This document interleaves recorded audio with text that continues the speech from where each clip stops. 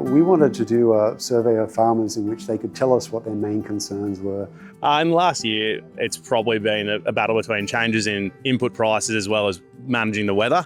And we're going to face some increases in water pricing as well soon, which is going to make us a little bit tougher to get by. Overwhelmingly, over 50% of farmers, the main concern listed is rising input costs. Fuel prices have a big impact on us, and obviously having a big impact on our consumers with the current rise. People are struggling to justify the essentials, obviously. Fertiliser has increased by more than 100% in the last 3 to 4 months.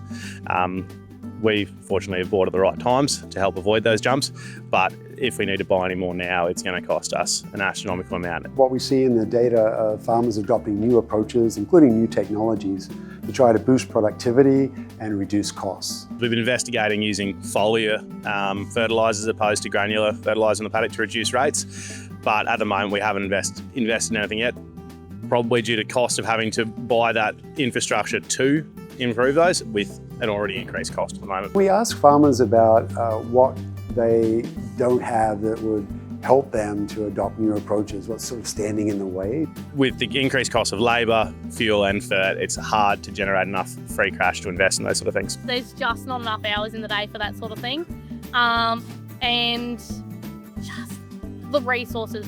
Roughly around 40% listed a lack of specific information about the return on investment associated with new approaches or technologies. Of course, producers sit across a wide spectrum in terms of the way they're farming and leaning into challenges and opportunities. Staying close to customers and understanding their realities is really important.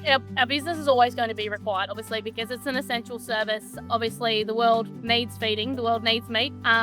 So there's always going to be some requirements, some demand, but it's going to be pretty interesting for us, yeah.